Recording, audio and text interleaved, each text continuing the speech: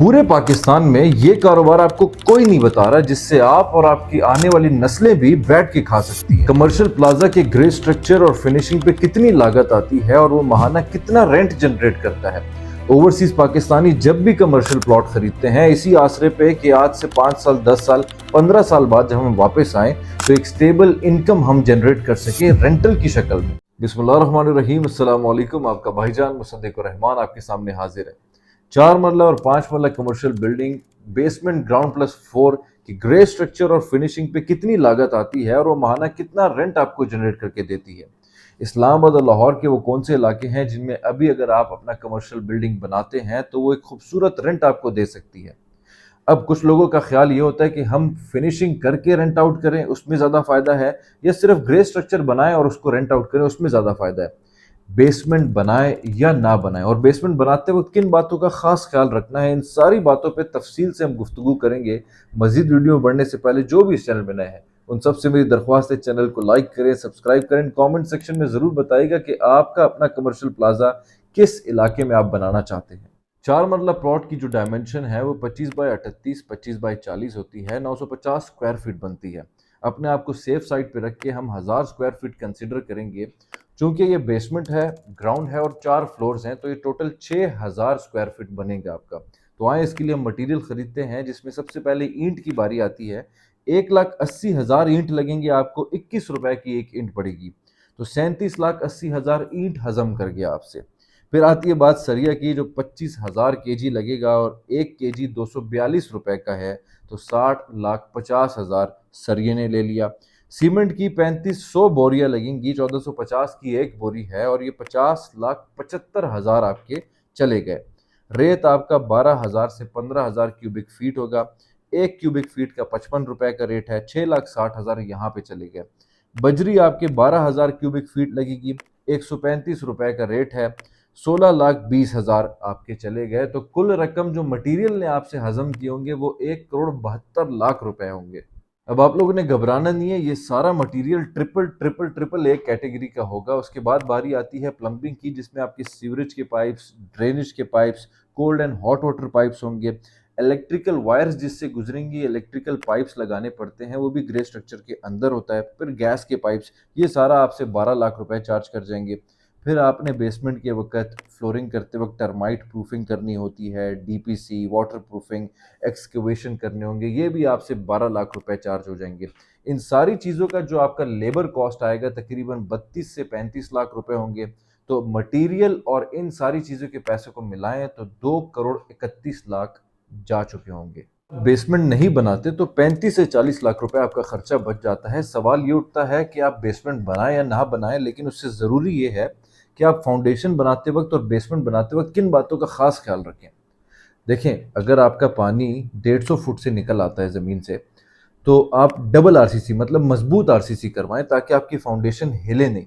दूसरी बात, double DPC करवाएं, वाटर प्रूफिंग पक्की करवाएं, टर्माइट प्रूफिंग करवाएं, जिसकी वजह से आपका जो कमर्शियल बिल्डिंग है उसकी लाइफ स्पैन 30 साल 40 साल, आपको नमी की भी फिक्र नहीं होगी। और अगर आप टेक्निकली देखें तो आपके जितने भी फ्लोर्स हैं उनका जो एवरेज आउट रेट निकलता है वो 35 से 40 लाख रुपए ही निकलता है। लेकिन जो आपका चौथा फ्लोर होता है उसका रेंट कम यील्ड आता है बेसमेंट से। बेसमेंट में बहुत अच्छे अच्छे बिजनेसेस वाले आपसे रेंट पे लेते हैं। तो बेसमेंट अगर आपका मेन रोड पे कमर्शियल प्लाजा है तो लाजमी बनाएं। वैसे अगर आपका अंदर की तरफ भी है तो एटलीस्ट स्नूकर वाले तो ले ही लेंगे आपसे उसको रेंट पे। साथ ही साथ ये अहम बात है, अगर आपका प्लॉट 4 फुट से ज़्यादा गहरा है तो पैसे बचाने के लिए भी, स्ट्रेंथ को भी बढ़ाने के लिए आप बेसमेंट लाजमी बनाएं।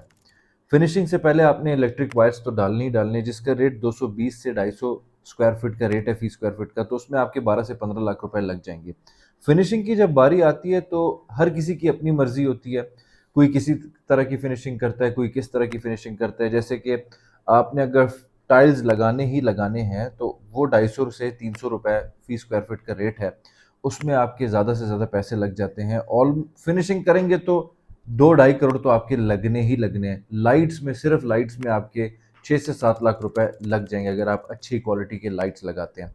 अब फिनिशिंग करूं या ना करूं, जितने भी ज़्यादातर कमर्शियल प्लाजा हैं वो ग्रे स्ट्रक्चर तैयार करते करते साथ ही उनके जो रेंट आउट करवा देते हैं उनके लिए टेनेंट्स ढूंढ लेते हैं, चाहे वो अपार्टमेंट की शक्ल पे है, चाहे वो आपका ऑफिस की शक्ल पे है।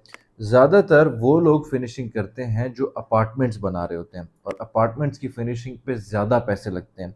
अगर आप बैंक को देना चाहते हैं, किसी फूड चेन को देना चाहते हैं, किसी को ऑफिस को देना चाहते हैं, स्नूकर को देना चाहते हैं, कोई भी XYZ बिजनेस को देना चाहते हैं, तो वो प्रेफर करते हैं कि आप अपनी मर्जी का टाइल लगाएं, अपनी मर्जी की सीलिंग लगाएं, अपनी मर्जी की लाइट्स लगाएं, अपनी मर्जी के स्विच बोर्ड्स लगाएं। तो फिनिशिंग ग्लासेस जो शीशे होते हैं वो अपनी मर्जी के लगाएं, कबर्ड्स अपनी मर्जी के लगाएं। तो अगर आप फिनिशिंग नहीं करते, ज़ाहरतन तो आपका जो रेंट है वो 30 से 35% आपको कम मिलता है।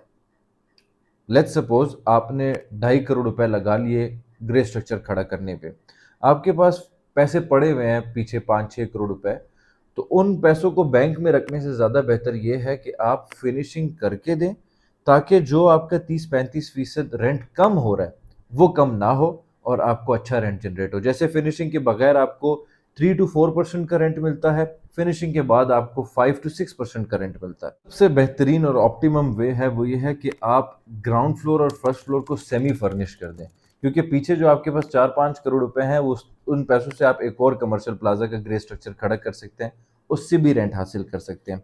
सवाल ये उठता है कि लाहौर में कहाँ पे कमर्शियल प्लाजा खरीदूं, किन बातों का ख्याल रखूं, इस्लामाबाद में कहाँ पे खरीदूं। अब CDA सेक्टर में अभी अगर आप कोई प्लाजा लेते हैं, प्लॉट लेते हैं, तो वो प्लॉट की कीमत ही इतनी ज़्यादा होती है कि जब आप उसके ऊपर कमर्शियल प्लाजा बनाते हैं तो जो रेंटल ROI जनरेट हो रहा होता है वो समझ से बाहर होता है। जैसे DHA फेज 5 में अगर आप अभी प्लॉट लेते हैं 8 मरला का, वो 15-20 करोड़ रुपए का होता है, ठीक है। उसके ऊपर आप कमर्शियल प्लाजा बनाते हैं, आपके चले गए 30 से 35 करोड़ रुपए, पीछे आपको रेंट आ रहा होता है 20 लाख, वो भी समझ में नहीं आती। फिर कुछ लोग ये कर रहे होते हैं, जैसे वो उधर बयाबान में आपको डीलर बोलता है कि ये कमर्शियल प्लाजा ले ले सर, ब्लू वर्ल्ड सिटी का आपको खूब फायदा होगा इस्लामाबाद में। लाहौर में आपको वो दूर आपको कहीं पे कह देंगे किंग्स टाउन में खरीद लें, अलकबीर ऑर्चर्ड में खरीद लें, जिसमें आबादी ही लेट आएगी, ठीक है। आपने इन दोनों के, DHA है एक्सपेंसिव, ब्लू वर्ल्ड सिटी है 15-20 साल की गेम है, आपने इनके दरमियान की गेम खेलनी है जो अगले आपको प्लॉट कम मिले, बेशक आपको 4 से 5 साल 6 साल बाद रेंट जनरेट करने की वो सलाहियत रखे। उससे फ़ायदा ये होगा कि आपने प्लॉट सस्ता खरीदा होगा, जैसे जैसे 5-6 साल गुजरेंगे आपको जो कैपिटल गेन मिलेगा उस प्लॉट से, वो आपको किसी मैच्योर प्लॉट पे 3 से 4 साल पे रेंट से ज़्यादा कैपिटल गेन मिल जाएगा। एक तो आपके प्लॉट की कीमत बढ़ गई, फिर आपने उसके ऊपर कमर्शियल प्लाजा बनाया, फिर आप रेंट जब ले रहे हैं तो वो ROI भी मैच करेगा ऑन योर कैपिटल इन्वेस्टमेंट। तो हमेशा याद रखिएगा, आपने जब भी प्लान करना है आपने दो बातों का खास ख्याल रखना है कि मैं कितना प्रिंसिपल अमाउंट लगा रहा हूँ, उस प्रिंसिपल अमाउंट पे मुझे सालाना कितना रेंट जनरेट हो सकता है, प्लस वो जो प्लॉट की वैल्यू है वो कितनी बढ़ सकती है। ये दो चीज़ें खास ख्याल रखना है। कंस्ट्रक्शन ने तो पाकिस्तान में पिछले 15-20-30-75 सालों से महंगा होना ही होना है। तो कंस्ट्रक्शन आपको किस चीज़ पे हेल्प आउट करेगा? इन्फ्लेशन को बीट करते हुए। इसके अलावा अगर आपको कोई भी सवाल है regarding any commercial plot of Islamabad, Rawalpindi और लाहौर, आप हमेशा मुझसे कांटेक्ट कर सकते हो। मैं हूं आपका भाईजान मुसद्दिक रहमान। जज़ाकल्लाह।